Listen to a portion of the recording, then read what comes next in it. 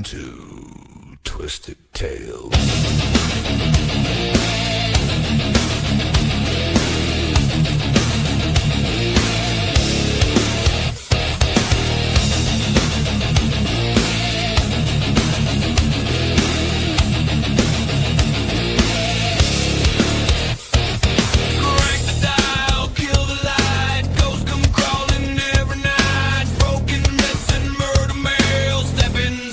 Twisted Tales, blood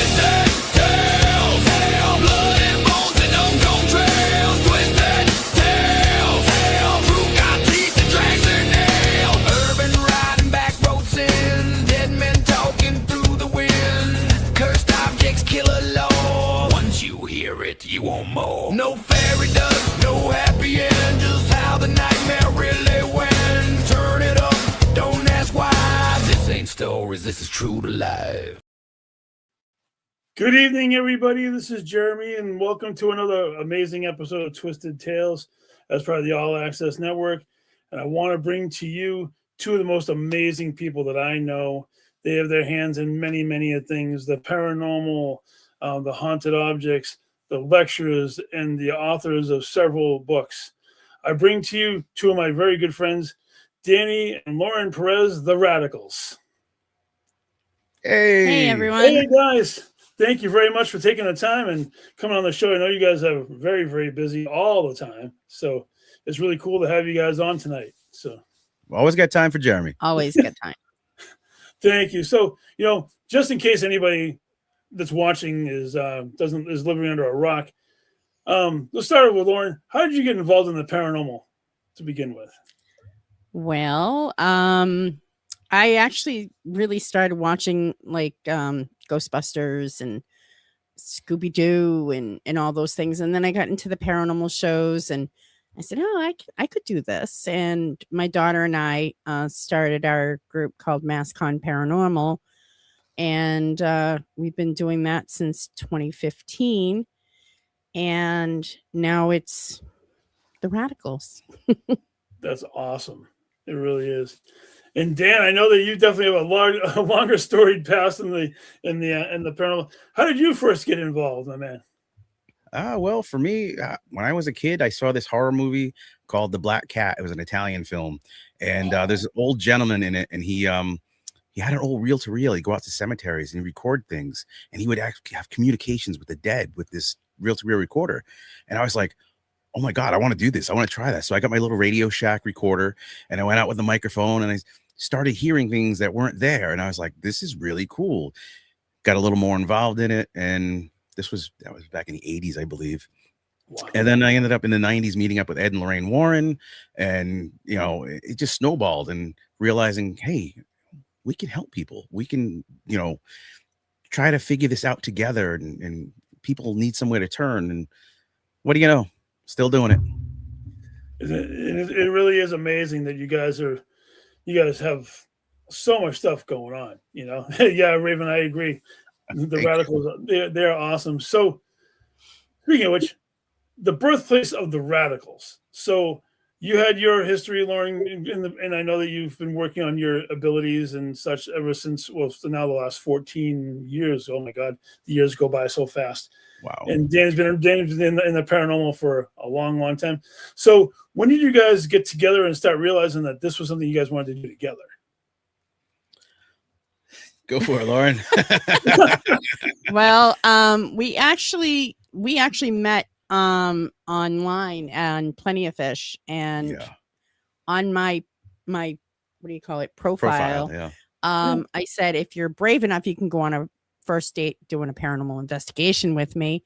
But here's the thing is we were both on Plenty of Fish. We didn't know each other. We didn't, and I was on my last gasp. I was just like, I'm giving up on this. This is garbage. She was, I didn't know, exactly myself, she was doing the same thing. And I come across this profile and it said exactly that with the paranormal investigation. And I was like, I do that for fun. I do that, two letters, H-I, hi. Yeah. And then that was it. Boom. That's awesome. So where was your investigation that you guys went on together then? Actually, we didn't plan. We didn't actually. The first date we went to Old Sturbridge Village, which Yeah. which has a lot of history. Yeah. Yeah. And because we love the history part of the paranormal. Yep. And so I mean, which, yeah, I think it was our second date. We did Terracon. no, yeah, but the first time that we was It was in Salem. no, Where? Fitzwilliams. Oh my gosh! Yes, Fitzwilliams Yes, Inn. the Fitzwilliam Inn in Fitzwilliam, New Hampshire. Yes, that was our first. I've heard of it. I've never been there. It actually sounds like it seems like a really cool place. It was It is. beautiful. Yeah. Yeah. Wow. Again, crazy history. Oh yeah. And then I know a few years later, you guys ended up getting married right around the beginning of that awful the pandemic that we dealt with. I mean, The very beginning of COVID. Thank you, COVID. Thank you, COVID. I had stated I would never get married again. I've been married a couple of times, had some bad luck. Heated arguments that we would never get married. But we both worked in the medical field. We still do work in the medical field. And at this point in time when it was happening, COVID was it hadn't hit America yet. But it was like on TV, they were showing things in Italy, scenes of people dying on the streets of COVID, this mysterious disease that's coming to America soon. And so I'm thinking to myself, well, we both work in healthcare. We're bound to get it. And so if I pass away and I'm single, my pension goes back from the union, goes back to the union. It goes back to the. So I'm like, marry me? That way she gets the pension. And the thing is that that's exactly how he said it to me. Well, I said, you want to do something fun this weekend? He goes, let's do something wild and crazy this weekend. I said, okay, everything's shut down. What do you want to do? He goes, let's get married. I actually laughed at him because we have had heated conversations saying, never doing it again. And here we are. Yeah. That's amazing. Now, isn't it true that you guys actually got married and you used your hearse as like? I remember seeing the pictures of the just married on the back of the hearse. What was the expression on the face of the person who did your service when you actually did it with the hearse? He loved it. Yeah, the JP, really? he was an elderly guy. He was in his mid to late 70s, I think. Give somewhere around there. And because he's like, where do you want to do this? We're like, at your house, backyard. At your house, because like at the time, like groups were like I think 4 people max or something like that. 4 or 5 people. You couldn't have more than 4 people gathering because it was just starting. Oh, and yeah, so those yeah. So we wrote "Till Death Do Us Part" on the back of the hearse window, and we drove, which is one town over for us. We drove over there, and we got married. But what happened after the marriage? After Lauren? So, because it was a hearse, and his neighbors saw it, they thought he died. So when he was out in his yard about a month or 2 months later, or whatever it was, his neighbor actually slammed her brakes on and went up to him and says, "I thought you were dead. There was a hearse in your driveway." And he goes, "Oh no, that was just the wedding." That was just a wedding. Did you have a casket in the back just for effect? I hope. No, we didn't. No. But we did have a plague mask and a gas mask. Yeah. Wow, that is awesome. Now, were you able to travel at all for your honeymoon during the COVID, or did you just No, we put it off until like what, a year and a half ago? It's been 2 years. We waited till like 2 years ago, and we went to California, and we call it Spooky Moon. Spooky Moon. That's cool. That's cool.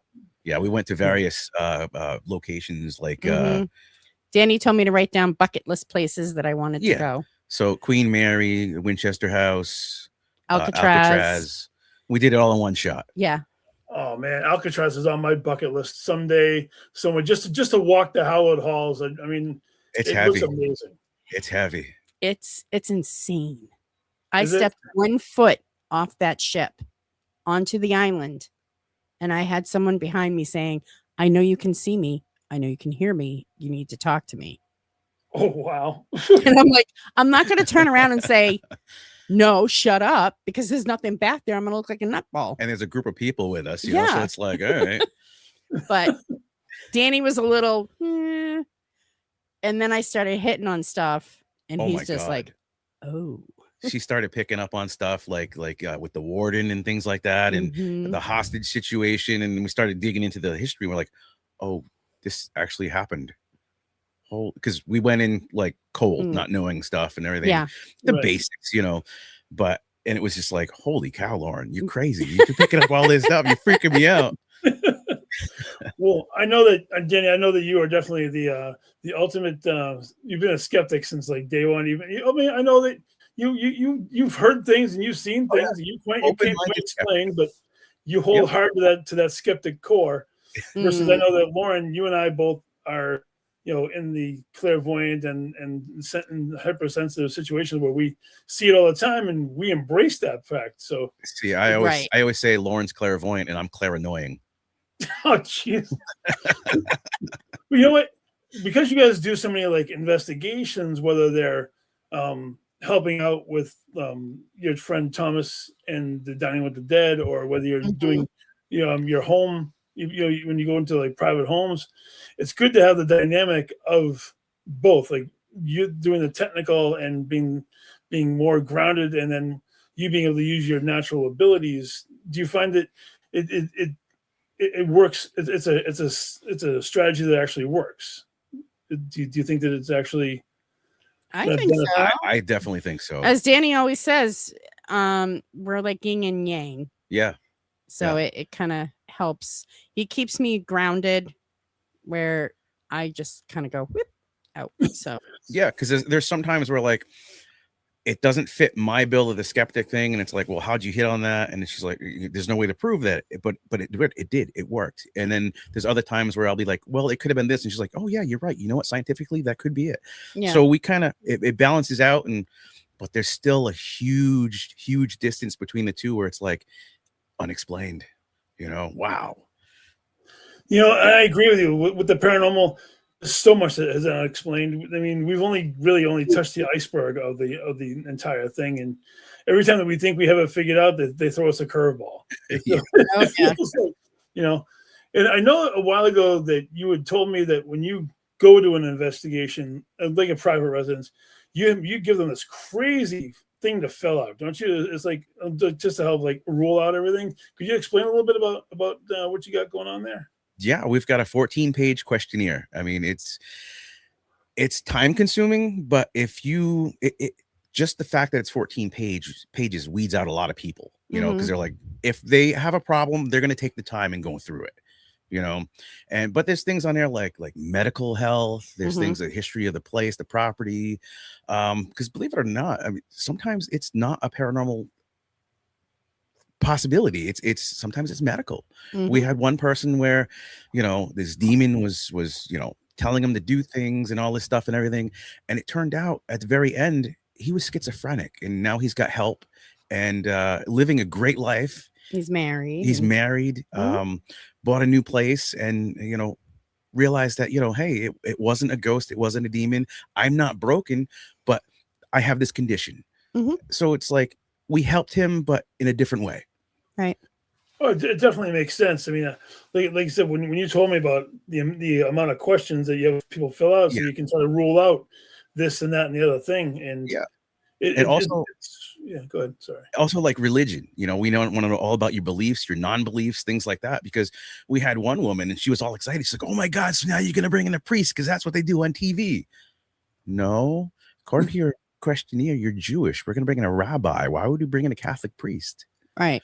Because you saw The Exorcist, Yeah, she saw it on TV, but it's like, no, your belief system is the most important and most powerful thing. Right. So she was like, what? And it worked out.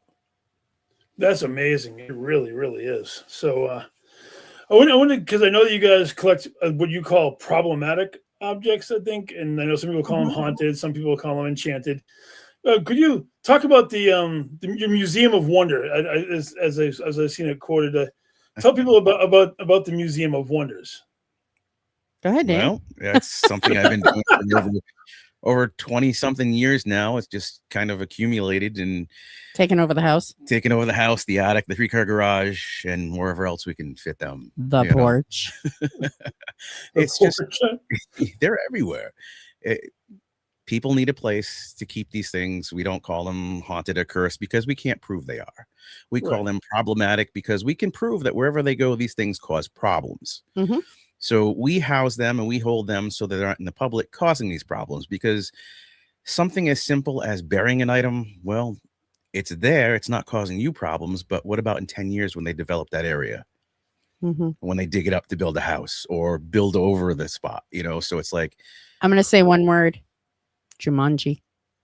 Oh my God. It's been a long time since I've watched that movie, but you do have a point. You know, if you start digging up your lawn and you find a Jumanji game, I think you might want to be in trouble at this point. Yeah. so it's like a place where these things can be collected and housed and not, you know, I mean, yeah, and studied, because they're not, they don't just sit here. We'll take them out and we'll do tests on them, various things.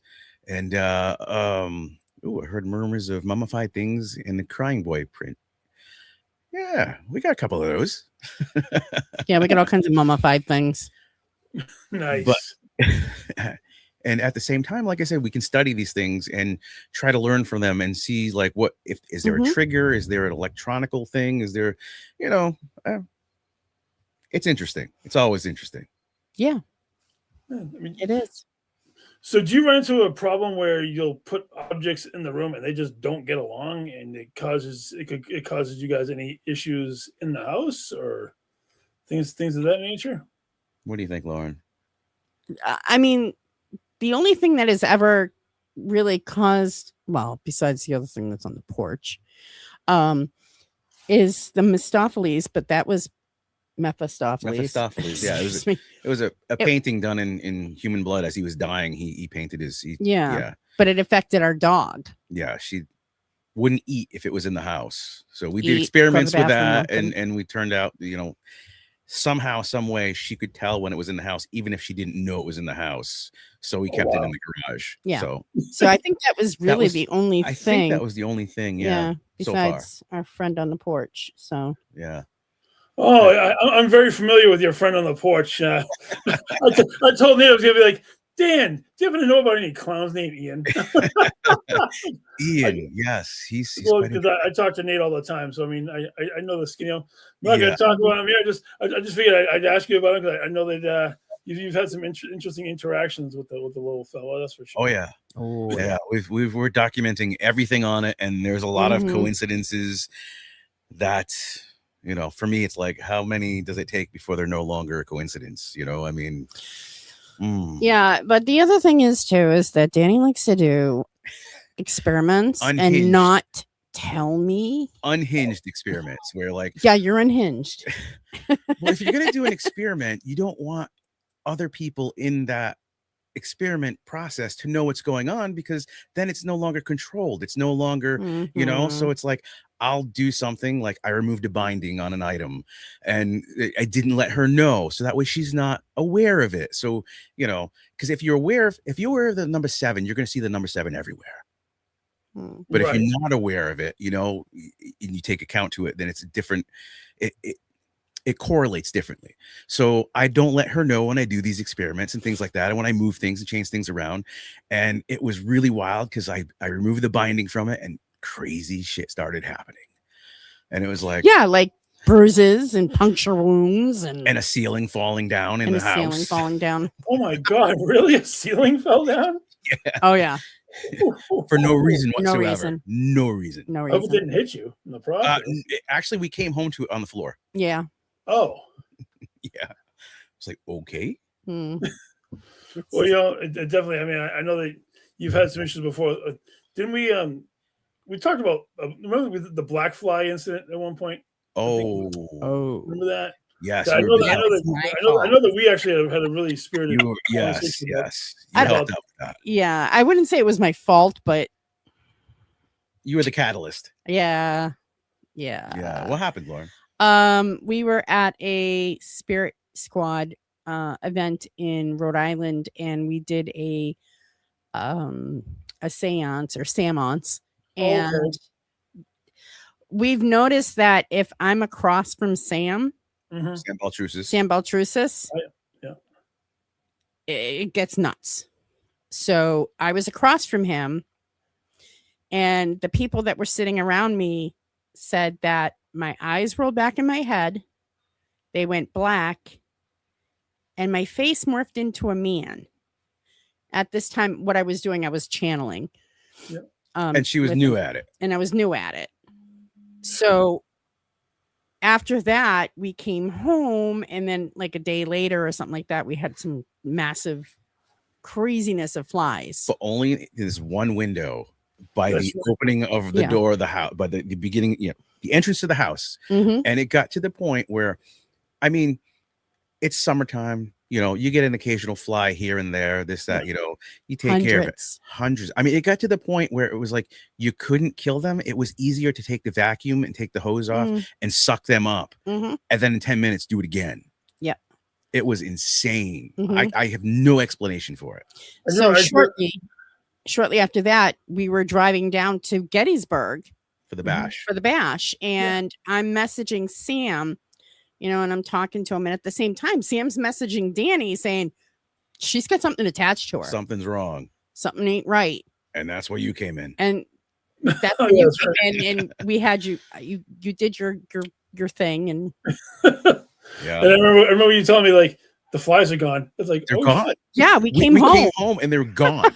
We were expecting like the entire house to be infested with Especially flies. since the fact that I wasn't there to Suck vacuum 'em them up and get rid of them. So it was like, oh my God, what are we gonna come home to? Right. Gone. Oh yeah, the thought of that just gives me the creeps.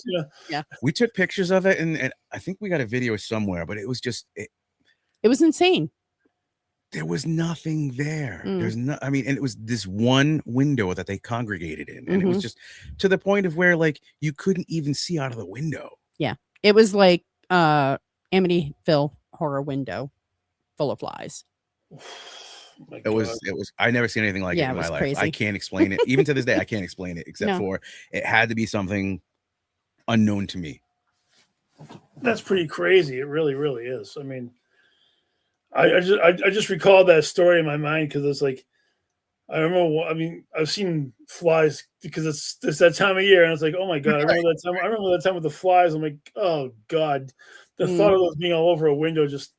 I don't mind spiders. But I don't like large amounts of flies. It's just Yeah, it's it was too- And the disgusting thing was like we have one of the vacuums where like it's got the canister that's see-through. Mm. So it's like after you do this, you're looking in the canister and the whole thing's moving around inside. It's just, Yeah. it was like hundreds. It was like, bruh. But as soon as he would vacuum them up and get rid of them, there'd be many more. But from where? From where? Where are they coming from? The doors closed, the windows Yeah. are shut. I don't No, know. I know It was wild. it was like a manifestation or something. Yeah. Thanks, It's Lauren. definitely Okay. it's definitely crazy. Yeah. And I know that. Oh my God, what the hell was I gonna say? My brain just shut down for a second. Sorry about that. No, so you guys have been doing a lot of writing recently, as I mean, some people write a book here or there, and I know that you guys almost have a library or an entire like I don't know, a library worth of books at this point. So what caused the explosion of just did you already have all these stories like written before you decided to just go ahead and just start publishing, or did it just like hit you one after the other? Like what's the process for you guys when it comes to writing your books? The concepts for a lot of the books that we have already out were already in the process. They were already mapped out, outlined and whatnot. And then it was just a matter of fact of sitting down and actually taking the time. And we find the best time to do that is winter. Yeah. There's no conventions, we're stuck home. It's too cold. We live in a house where it's heated by a pellet stove. So we can't go away for a weekend because someone's got to man the stove. Right. So we're contained. It's that time of year. We have a desk in the house that's someone was murdered on and it's supposedly haunted. That's the desk that we write on. Like I'll take a chapter and then Lauren will review that chapter and she'll do the next chapter and we'll go back and forth throughout the book. And that's basically our process. No, that's amazing. I mean, how many books do you guys actually have published currently? I don't know. I Lauren, think we're up to is it 12? 13 now. Okay. It's because we just had the 2 new Count Fangula books put out. oh yeah. So we I have a think it's children's 13. series as well called Wait, Count Fangula. tell me about is it Count Fangula? Is that what Count it's called? Fangula. Yeah. Tell me a little bit about Count Fangula. I find it's amazing. It's cute and creepy all at the same time. So Good, Lauren. Well, we thought of the idea because Danny and I have 4 grandkids and another one on the way. But congratulations. we wanted to, because not everybody is, cookie cutter and everything. So we wanted it to be kind of like us. A little So spooky a element. little spooky, a little different. So Count Fangula and his friends, they go on adventures. And the first adventure, Count Fangula wants to learn how to write a book. So who do you go to? He meets up with Stephen King. Stephen King. That's awesome. That really is cool. And all these kind of adventures, like the second one was he learns fire Safety with firefighter Craig, which is my son. Yeah. So we put him in the book. Yeah. And and it's a learning experience for the children as well. Like we've got one like one of those adventures coming up is going to be, what's a funeral? Because kids they ask questions. They want to know these things. Right. We've got one with her other son works in the trash. Yeah, he works in the trash business. And so it was like another episode is going to be like, where does our garbage go? And recycling and all that and all kind this of stuff. So that way, kids have questions. They want answers. And sometimes parents don't have all the answers, but we can kind of give them a little avenue. And he always goes on these adventures with his monster friends. Yeah. So they all have their little personalities. Franklin, the Frankenstein, and so it's fun and yet has that spooky element, and they're learning at the same time. Right. So we just came out with one called he goes to the movies. He learns Movie about etiquette. how a movie is made, as well as the etiquette of being in the movie theater. Don't throw stuff, don't yell, don't scream. Things that I don't know, but lately, I mean, they kind of need that at the movie theaters lately. I mean, it's just people yelling and screaming, but yeah, it's a lot of fun. Yeah. No, I agree. I mean, I know that I've been in plenty of movie theaters where I think that somebody should read that book because they, etiquette across the entire plane, but especially in a movie theater. Yeah. If the kid's too young to watch it without screaming and yelling, maybe you should watch it on streaming service when it comes out at home. I mean, exactly. Back in the day when we were growing up, we didn't have the streaming services. So if you wanted to see a movie and you didn't see it in the theater, you had to wait about a freaking year before you actually got your hands on a VHS copy. Or beta. If you had beta, God bless your soul, because that was even worse than VHS. But I mean, VHS. I mean, we're talking. I mean, I hate dating myself like that, but I mean, I grew up with music on cassette tapes. And, Oh yeah. I mean, I was gonna say vinyl, but vinyl's made a huge comeback, and vinyl's like one of the most popular forms now. On the side of Lauren on the floor over there is laser discs of Star Wars. So yeah, we're dated as well. That's awesome. Laser discs. That's one form of media I never had, but they always thought they were really cool. You know? My God.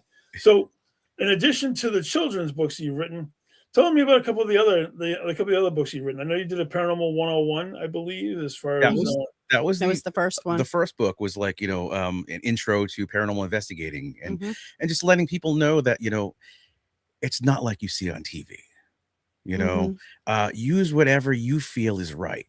Some people say you can't use apps, you use whatever you're comfortable with. If you are comfortable with an app, use an app, use whatever. And we try to stress the major important things is go ahead, Lauren. Respect. But respect who, Lauren? Respect the place that you're at, for the people who are in that home or wherever you are, and for the things that you cannot see, for the spirits. Yeah. And the location. Respect the location. And that's key. I know, I agree with you 1,000%. Respect goes a long way.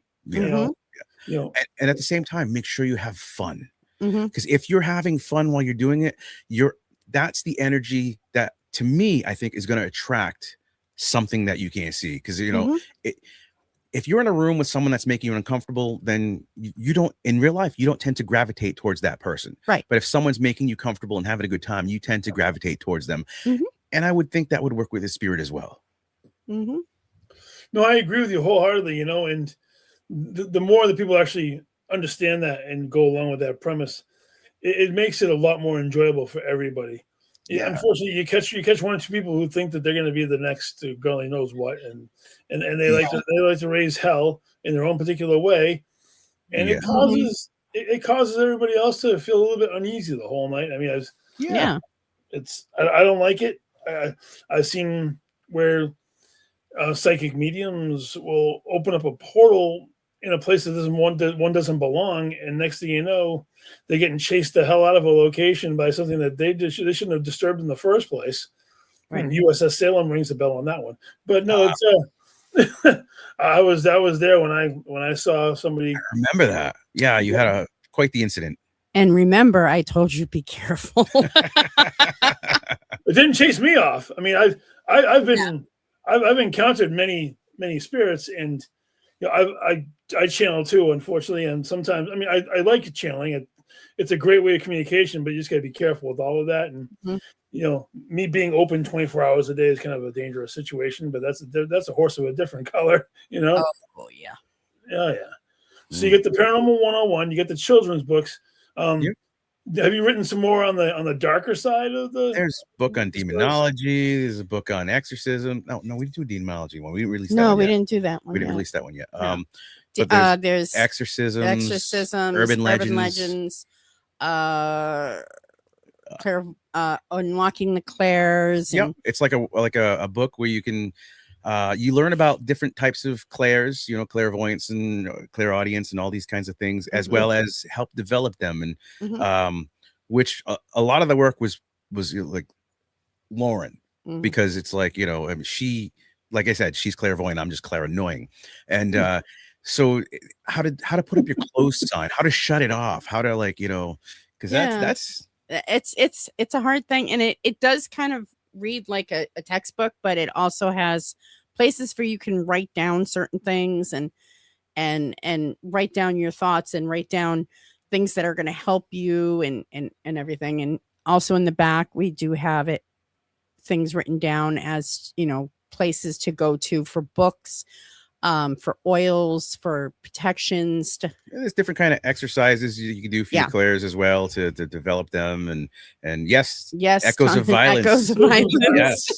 Thomas wrote the forward on that. Yes. He's the guy when it comes to violence and paranormal. And, we tried to in that book we tried to correlate what attracts the paranormal to violence. Is there a correlation between the two? There always seems to be, like, wherever there's tragic history, there always seems to be some kind of paranormal activity there, or whether it be a murder or historical event. It's just why.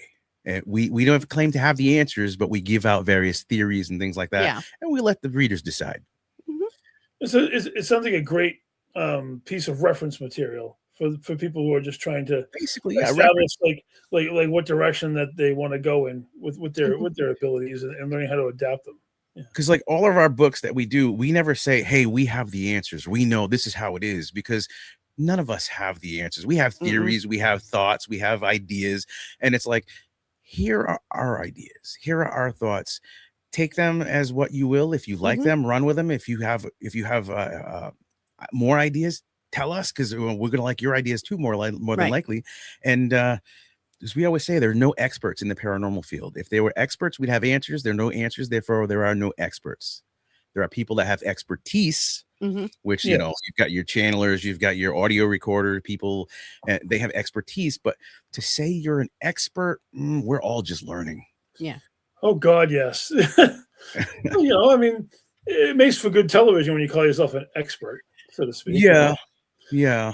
But then again, you realize that they're cramming 2 weeks worth of investigating to a 48-minute show with commercials. So it's not as glorious as a lot of people think it is. It's fun to watch on TV, but if they catch that shadow, they might have caught that shadow on day 3 and 4, 5, 6, and 7 and 8.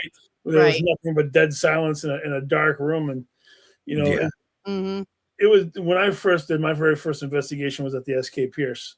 And it definitely was not anything like the shows. I mean, I never really watched the shows. That was more Gene's thing than it was mine. And it's like, okay, so this is what it's really about. Yeah. I'm kind of more digging what it's really about versus what's actually shown on television. Right. If that makes sense, you know. And then you get those nights where there's nothing. Nothing. You know, it's like fishing. Sometimes you reel them all in. Sometimes it's just like Nothing. nobody bit. Yeah. That is true. I mean, they're not always going to come out to perform for you. I mean, they are human beings. Most of they're them not trained monkeys. And a lot of those locations, like the locations that you can go and investigate, for me, I always worry or wonder about like the residual stuff that people brought in and accidentally left there. Paranormal luggage, yes. Yeah, Yes. unintentionally conjured and left there. Mhm. And you know, so it's like for us, we do mostly residential stuff where people, you know, they have a set problem and we try to figure out what it is through our network or whatever. And you know, but we do occasionally do the, you know, we call them pay to play. And they are fun. They're a great way to do experiments and develop things. But like I said, it's you know, are you walking to something that's historically of the house or something that the group before you left? Right. No, you're not wrong, because I mean, you've been in many locations where you definitely pick up on people's baggage, so to speak, and sometimes you go into places where my favorite, like the Ouija boards or the spirit boards, where they'll use one to open communication and then they never shut it down. So then you end up with God only knows what the hell is trying to come through that board. And I experienced that at the Hinsdale house of all places. That was quite the amazing trip. That's for sure. Oof. But so you've been making spirit boards for a long time, Dan. What made you decide to start doing that? Uh-oh, did I lose you? I think. Did we lose them? I think they froze up. Did we freeze? Are we frozen? Maybe they'll come back here in a sec. Uh-oh. Sorry, people. Apparently, we got a little frozen action going on here. Guys, if you can hear me, hopefully you can come back in. Yeah, they should be able to use the link they had to come back in. Oh, boy. Well, you know, sometimes things happen, apparently. And, Lauren just sent me a message. Computer gremlins is their best. Oh, they lost power for a second. They're rebooting now. All right. Well, I know that they're in an area where sometimes power gets kicked off and kicked on. But, no, you know, they're really cool to talk to, Sean. You know, they're two amazing people. You know? Yeah, I've been sitting in backstage here listening, and so that's pretty awesome, some of the stuff that they're doing. Oh, God, I haven't even touched on a good amount of it. I mean, they've written so many books, and it's amazing. They are really fun to meet in person. My wife and I have attended a few of their lectures, and you know, it's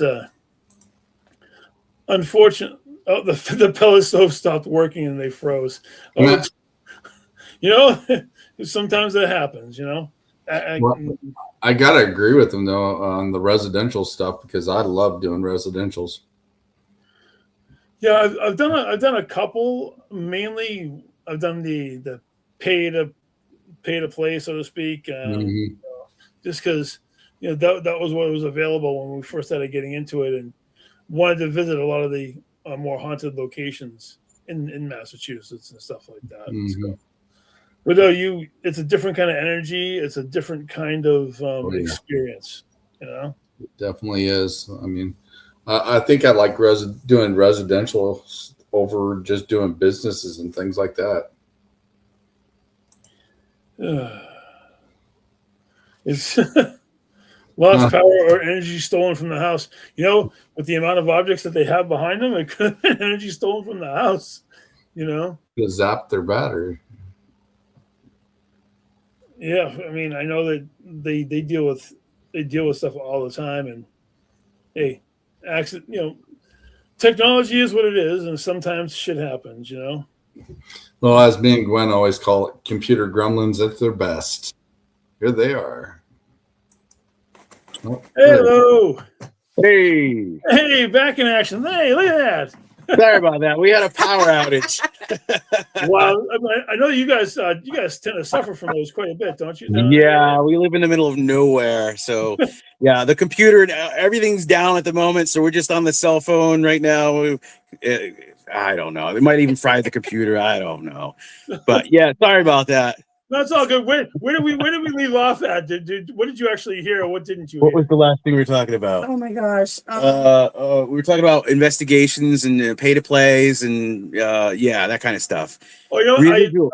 I had segued into Ouija boards. I wanted to ask you, Dan, Okay. like, you've been making them for quite a while. What made you decide to get into actually making spirit boards? They didn't have any designs that I wanted, so I said, you know what, I'm gonna make my own.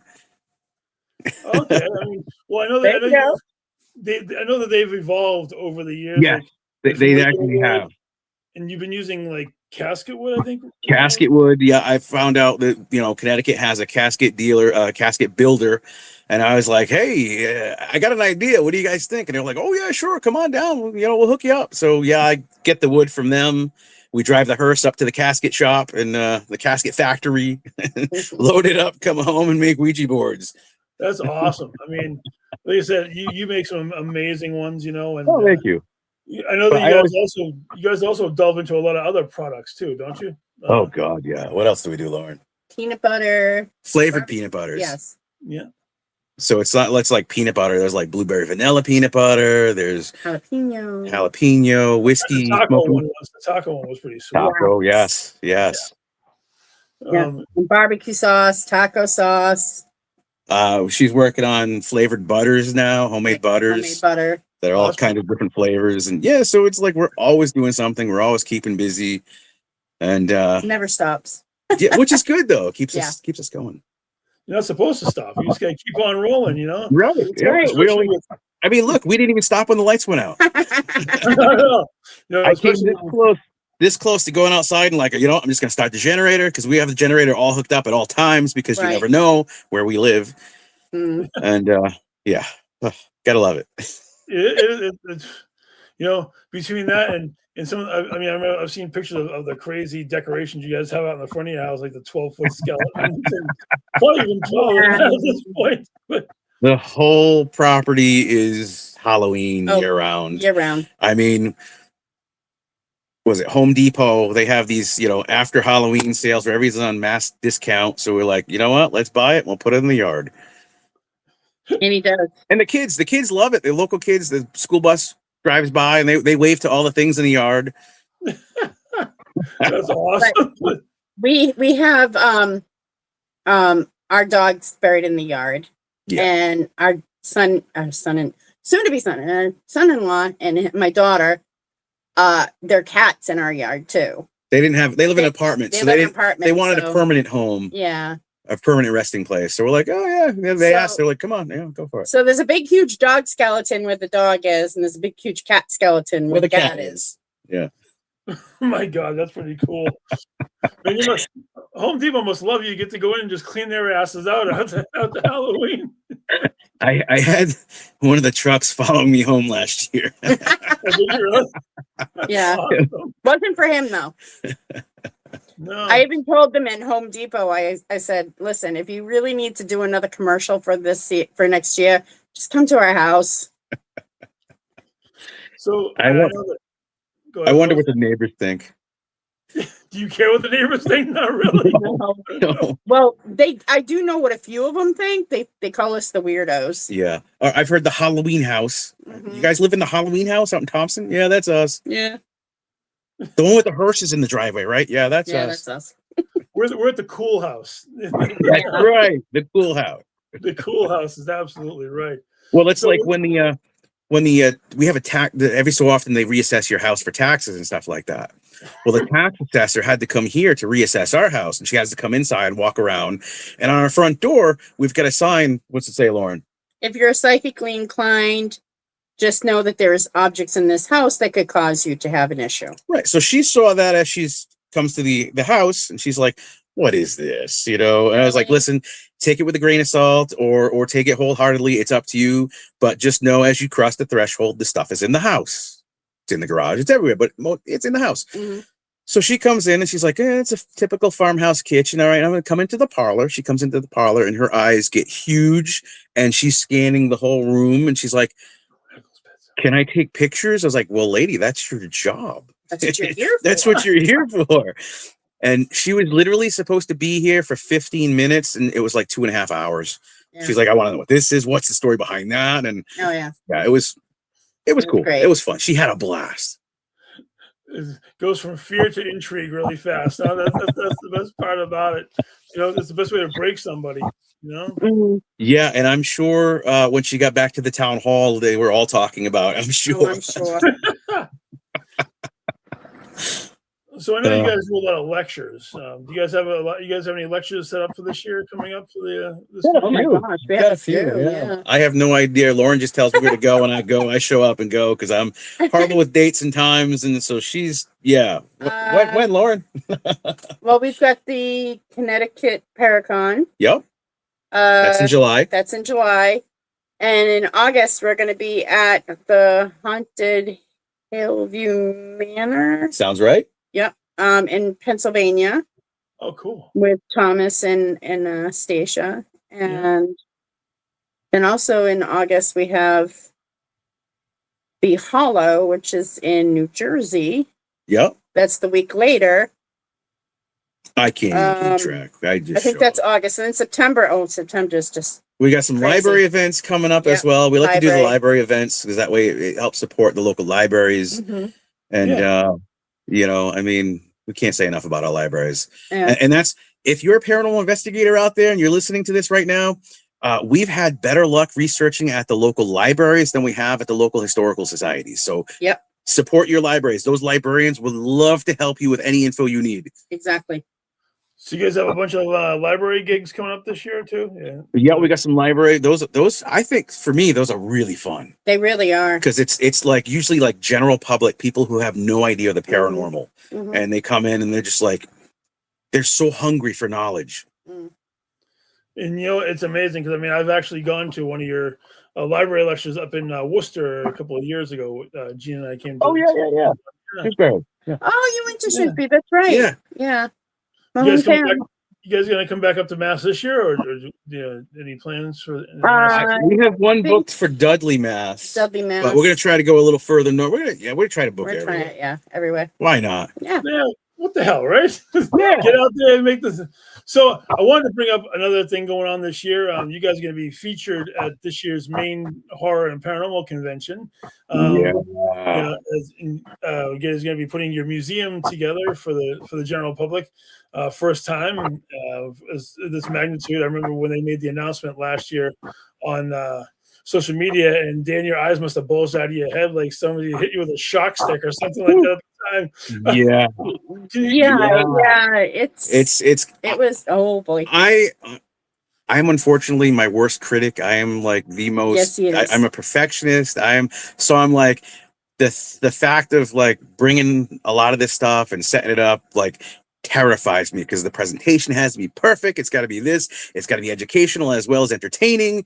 And I don't think we're going to be able to bring everything because we would need a couple like U-Hauls. Huge U-Hauls. Yeah. But we're going to bring a lot of the stuff people are going to see. No one's ever seen unless you've been over to the house. And even then there's stuff Lauren hasn't seen that's going to be there. Yep. You know, so it's going to be an experience. And the cool thing is some of the stuff in the exhibit in Maine is going to be accompanied by a soundtrack because I wrote a soundtrack of like for the Museum of Wonders where like each song is like about a different thing in the collection where you can, you know, so it's going to be. Oh yeah, that's right. We have 5 CDs now too. Yeah, we have 5 audio CDs that I've been working on for the last 6 years. And so it's like, yeah, a little something extra. So, you know, tells the story via music. You know, and I agree. I think I'm looking forward to seeing this exhibit myself, especially where I've always told you that I consider you like the carnival barker of the vendor area because you always draw people in. When you're dialed in. When Danny Perez turns into Danny Radical and he's dialed in and he's got that bow tie rocking, he's got you got the vest going, man. you are without a doubt the most entertaining vendor in the entire floor, without a That shadow is of a doubt. And that is the best compliment I've ever gotten, and I love when you say that, the whole carnival thing and everything, because that's literally like was one of my passions growing up as a kid, was the carnival sideshows and things like that. So it's like, yeah, when you picked up on that, I was like, oh my god, I must be doing something right. it's amazing because I know how humble of a guy you are, but as soon as you turn into Danny Radical, it's a totally different guy. I mean, you never miss a beat. You go from telling the stories of the objects to the one person, and then when they go do their business and they come in, you don't miss a step. It's like boom, the next one in gets the exact same presentation, the exact same energy as you did previously, man. And you should definitely take a bow for that because you deserve that. Hey, I feel everyone is equally important, and they deserve the same show every time, even if I've been standing there for 4 hours having to pee. You know, I will wait till the show is over. It is amazing. I mean, I've seen you do your thing at oh god, where the hell? Ken DeCosta used to run a Paracon. Ocean State. Ocean State Paracon. And I remember you ran under. They had a little tent, and you were showing me all the objects underneath there. It was amazing, and you know, I can't wait to see what you guys have going on at this particular event because I got a feeling it's going to blow some people away. It really, really is. I hope so. I hope people enjoy it and have a good time and walk away with something and you know, a lot of questions, a lot of, you know, it's going to be fun. The key thing is fun and educational. No, when you guys are doing it, you guys gonna bring some of your like greatest hits items. Like I know the crying baby. Yeah, the greatest hits. Like if we don't bring a lot of the stuff, some people are like, "Well, why didn't you bring that?" So it's like, yeah, the heavy hitters. The heavy hitters will be there. We'll bring them. So yes, the Dahmer fork will be there because people, you know, you didn't bring the fork. Yeah, well, it'll be there along with some of the other items as well. Yeah. What we're gonna do, like we're gonna have like a station where like you can. A psychometry station where you can like work on your psychometry stuff as well with various items that are problematic, you know, like serial killer items and things like that you can like, you know, see what you pick up on. And so it's not just, you know, looking around oohs and ahs. We want you to become part of the exhibit. Yeah. That is awesome, dude. God only knows, like when I start handling objects, who knows what the hell is going to happen. You know, I think it's going to be really cool. You guys definitely deserve to be spotlighted this year. I'm glad that Jeff made this happen this year. You know, I know last year it was the Warrens Museum, and I think that was cool. They did a nice job, but I think that this year is definitely going to be one that could even top what I saw last year because you guys have so much stuff that you can bring to the table. My favorite story is always about the piece of the car. That's like my favorite, the Golden Eagle story. See, now the thing is with Golden Eagle, with the exhibit for Golden Eagle, we're going to bring stuff that people haven't seen with Golden Eagle because there's more to the story. Oh, yeah. The kid that touched the car and went home and killed his family, we've got like all the police reports from that. And when his family was, when they had the wake and the funeral, they were all seen. The wake was all together. The whole family was, you know, the caskets were laid out together at the funeral home. We've got the chandelier that was over the casket. We've got the sconces in the funeral home that were there for the funeral. And so it's all going to be part of this bigger presentation. And the thing is with the main horror Paracon, our museum is going to cost nothing. There's no entry fee or anything like that.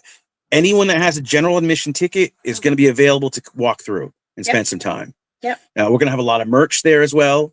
And so books, CDs, Ouija boards, all kinds of stuff. New t-shirts that say, I forking survived, fork as in Jeffrey Dahmer's fork, survived the RadiKals Museum of Wonders. Dude, that is fantastic. I love that. That's a great idea. I love that shirt. And, you know, if you make them in monster size, I'd like to get one myself. Definitely. We'll hook you up. Definitely. That'd be awesome, you know? It's going to be a good time. Not to cap it off, but I know that the one last thing I wanted to bring in as a part of the general conversation is your podcast that you just started doing recently. You know, I know we touched on about it. We talked about it backstage a little bit, but I wanted to bring attention to the listeners because I know that you guys do it. Well, you guys do it like once or twice a month, depending on what the situation is. We're focusing on once a month, but we may do a special during the month to make it two. You know, we kind of just, you know, we've got so much going on. And so, yeah, it's called Creepy Chronicles. Mhm. It's something that I've been working on since before I even met you. Oh, yeah. And it's kind of like the old In Search Of television show. You know, you never know what's going to be next. It could be, you know, histories, mysteries, legends, and lore. And yeah, it's a lot of fun. We've actually taken this and turned it into one of the books that we are working on, and which Lauren has a early copy here. It's Shadows of the Nutmeg State, and it's, you know, legends and tragedies of Connecticut. So we've decided, you know what, we're gonna add the Creepy Chronicles label, which on the new book is up here, and make it a series as well as a book series. So it's like, you know, you're gonna be able to have Connecticut, Massachusetts, Rhode Island, you know, wherever. Yeah. And so, but the podcast, yeah, I mean, there may be. We want to focus more on with the podcast, more on subjects than guests. Like, you know, the next one is Ouija boards with John Kozik, who's a Ouija board expert, you know? So it's like, you know, the first one we wanted to focus on American ruins, American Stonehenge, you know? So it's like, okay, so who's the guy on this one? So it's subjects, you know, we like the, a lot of people don't know about the Black Cat of Capitol Hill.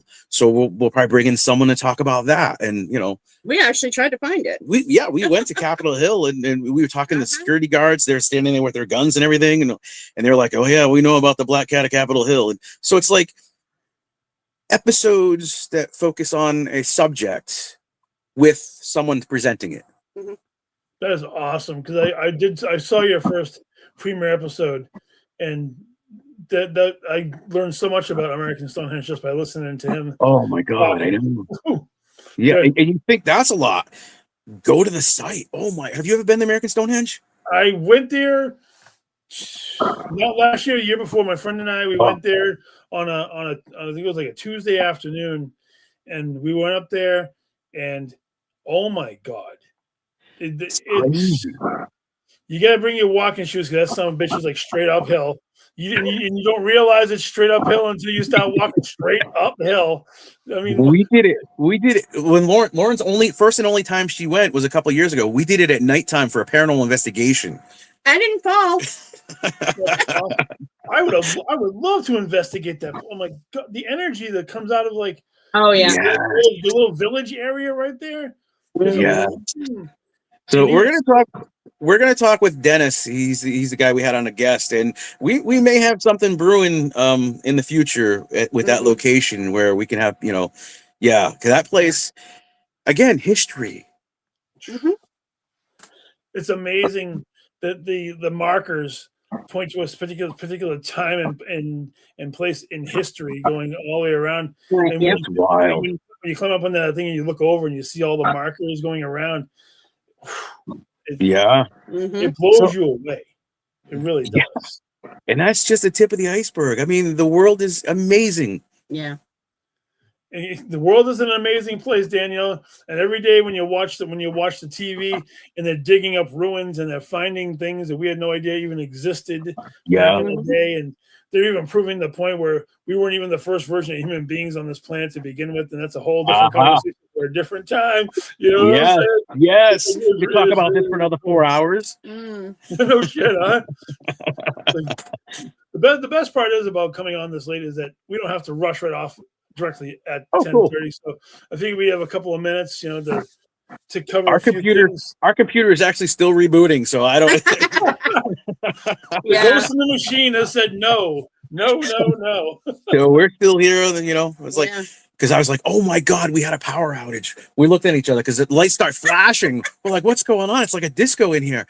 And I was like, oh my God, we lost connection. And we both looked at each other. We're like, oh, power outage. We didn't. Yeah. Damn. So I was like, you know what? Let me get Jeremy right now. Let me wait for it to come back on so we can get like some kind of cell phone service, and I'll just jump on the phone. That's cool. I'm glad you guys were able to come back on because, you know, this has been an amazing conversation. You know? Oh God. Sometimes you forget because you don't get a chance to talk to everybody every day, and you know, you guys are family to me. I appreciate everything that you've done, Danny, especially. And for those people who don't know, Danny is the one who wrote and produced my music, the theme music to Twisted Tales, and I love, it's awesome. I can never say good things about it. I've got friends across the country who hear that song and they jam out to it every time the show comes on, and it is cool. And you were talking about your music, and you said you have 5 CDs out. Yeah, 5 CDs. Yeah. Just recently came out. I mean, I've been working on them for 4 of them I've been working on for like 6 years. The last one was about a year. It's one of those things, we've got a production studio in the house. I used to run a recording studio with a buddy of mine back in the early 2000s called Wingbat Records. And I was like, you know what? I've got all this stuff. That's where the RadiKals actually came from. It was a band, we called ourselves the RadiKals. And then when I started taking the items out and showing them, people were like, hey, it's Danny Radical. And I was like, oh, I guess the name stuck. Yeah. So it's now the RadiKals. But like, I've been going in the studio and just working on stuff and taking my time with it and having fun, which is the key part, is having fun. And what? She's giving me a look over here. What's the look? Well, we've been together for 9 years. Yeah.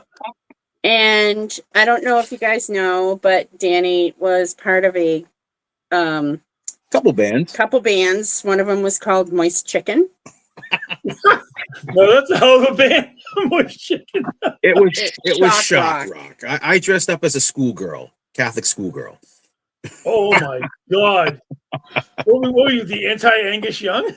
He was a school girl. Something. Yeah. The singer was a 250-pound guy who came out wearing nothing but a duct tape maxi pad. You. and I was over there playing bass as a schoolgirl. We had the priest in the back playing drums, and it was fun. But Lauren, continue your story. What? I've never heard him play. She's never seen me play, never heard me play. I'm a very private person when it comes to that, unless there's a stage. If there's a stage and there's a group of people, that's when Danny Radical comes out. So this is the thing. We're going to make a stage outside.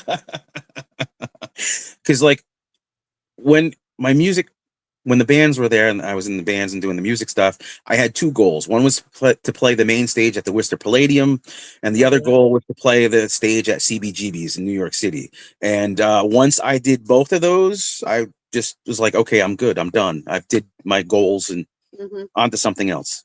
Wow. But the music has always been there in my life forever. And then I started working on this stuff, and I was like, hey, you know what? Let me do like a Appalachian folk song about the Jewett City Vampires. Let's do a metal, like the last album that I just did it's called The RadiKals Museum of Wonders, and it's a metal album about various items that I'm sitting next to.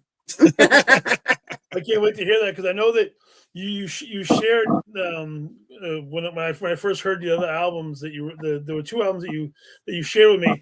That's when I asked you, hey, can I use one of those songs for the show? And you're like, hold on a second, and you came up with the Twisted Tales song. I'm like, holy shit. I was like, hey, hold on a couple of days. Let me see what I can do. And then I like surprise you, like, hey, what do you think of this song? And I was so nervous. I was like, oh my God, I hope it's good. And, and I'm so glad you like it. It blew my mind. It really did. And that's awesome. Every time somebody new hears it, they're like, oh my God, it's different than what anybody else has. That's cool. And it was fun. It was so fun. Oh God, yeah. Between that and the Wicked Wednesdays thing that we got going on. Yeah. Because I know you wrote that one too, and it's like it's just it sets us apart from everything else that goes on. Because I mean, a lot of people they like to use like auto-generated stuff that they find in like the music bank on the computer, and which is fine. Right. I mean, there's nothing wrong with that at all. But when I got this thing going, I'm like, okay, I need to have something different than and that's when Gwen came up with my intro that it looks like the old vintage like NWO WCW New World Order thing from back in the Attitude Era of wrestling thing where they had the black and white with the sketchy thing, and Yep. She's like, well, maybe, do you want me to make a better one? I'm like, no, leave it. That is perfect the way it is. It works. Yeah. And especially with the song. I mean, it all matches the song matches the friggin' intro. It's amazing. It really, really is. Because I mean, if anything more than that, and I think it would overshadow each other, and it's like a perfect mix. Good. I'm so glad it worked out. Yeah, I can never say enough good things about it, brother. You know, so Appreciate that. I always do this with all my guests, and I figured I'll ask you guys. I always ask about your Mount Rushmore of horror characters, and I'd like to start with Lauren first, and then we'll hit the answer. He's already know. Okay. Oh my goodness. I'm gonna go with the original Phantom of the Opera. Oh, I like that choice. I'm gonna go with Jack Torrance. Nice. Wow. I'm gonna go with Vampira. Oh, I'm familiar. Yeah. And of course, Bela Lugosi's Dracula. Oh, perfect. Nice. So I had to pick the last one. Wow. How about you, Mr. Radical? What do you got? I gotta say again, Bela Lugosi, Dracula, without a doubt. Then there's the king of all monsters, Godzilla. Nice. King Kong, which wasn't really a monster, but at the same time terrified me as a kid. And for fourth, I believe Angela from Night of the Demons. Holy crap! What a pull! I actually like that one. She's on the front cover of the movie, right? Yeah. Yes, she was terrifying. Oh my god! All right, and so that's I need to see this movie. you haven't seen it, okay? No. And this is the thing, like. I grew up watching horror movies. My grandmother, our house was always horror movies. That was her thing. And when my brother's 6 years younger than me. So I was probably about 12. So he was probably about 6. And Night of the Demons, that's the movie that scared him so bad to this day. He does not like horror movies. He likes them, but he's too afraid to watch them. But it's like, he always like, Night of the Demons, Night of the Demons. Oh my God, that scarred me for life. And I was like, good, I did my job. I gotta tell you, Lauren, no lie, I saw Night of the Demons for the first time last year. I didn't even realize. No way. I didn't know I ever saw it. I thought I'd run by it at some point along the way, but then I was sitting there and it was on streaming service. I'm like, you know what? I gotta make sure that I've actually seen this before. So I turned it on. I'm like, I never watched this thing all the way through. What the hell was I thinking? The original one or the remake? There's a remake. I've seen both. The Okay. OG one is the better of the two. Yes, correct. Yeah, in my opinion as well. I'm And sorry, like- I feel that way about a lot of things. Same here. And like Lauren's never seen the movie, but you met one of the characters in the film. I did. Yeah, at one of the Salem cons with the showman and the shaman, the shaman and the showman there. The guy that was the dressed up as a pig, he was at the show.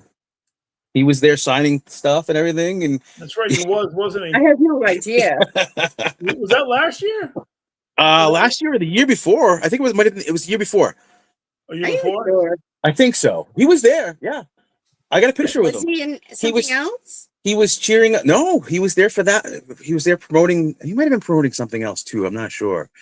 But he watched our lecture and he was like, "Oh my God, dude, that was so cool!" And I was like, "Oh my God, the guy from Night of the Demons was like cool." That is. Just gonna have to watch it now. Yeah. No, I definitely agreed. The original versions for me, I stick with the originals. You know. Yeah. Well, what's the other one that I just watched for the first time?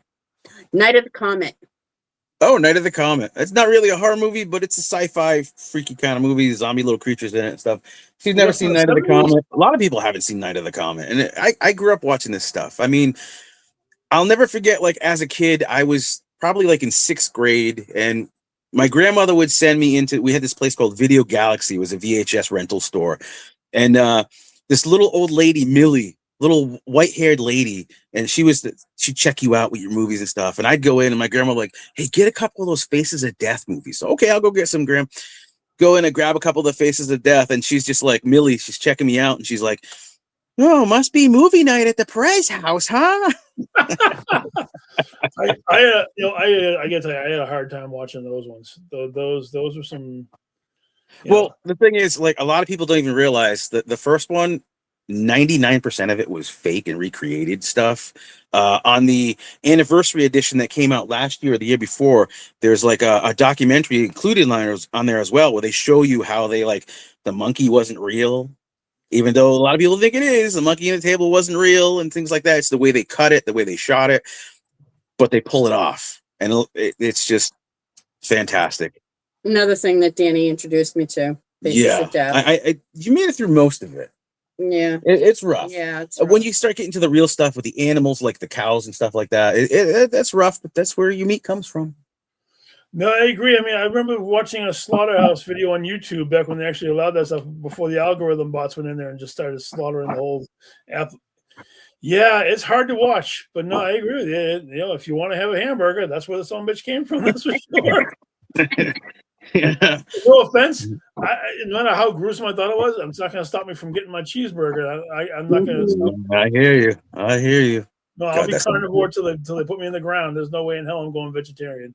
You know, Cheeseburger does sound good. Yeah, it's for me. It starts with the smell. I call it beef cologne. When Yes. someone's cooking on that grill, that Yes. beef cologne. Yeah. Yeah. oh, no doubt. Hey Lee, how's it going? Nice to see you. Yeah. You know, this has been an amazing evening. I'm so glad that you guys came on to talk to me tonight. I appreciate everything you guys got going on, and I can't wait to see what you guys got going on for the rest of the year. So before we tie it up entirely, where can everybody who's watching reach out and catch up with you guys? www.theradicals.org. And if you need to get a hold of us, you can get a hold of us at helpme@theradicals.org. Yep. Email and the phone number's on the website as well. Call it 24/7 if you need help. We never charge when it comes to paranormal investigating and helping families. We never charge for anything that we do. So, yeah. And yes, a lot of people say, is that your real phone number on the website? Yes, it's 424-666-SICK, S-I-C-K. That is a real phone number. Give us a call if you need help, and we'll see what we can do. If we can't help you, we'll find you someone that can. Exactly. That's amazing. Well, guys, thank you very much for Danny Thank and you. Lauren, the Radicals. I'm Jeremy, and we'll see you next time. Sean, take us out. Thank you. Thank you.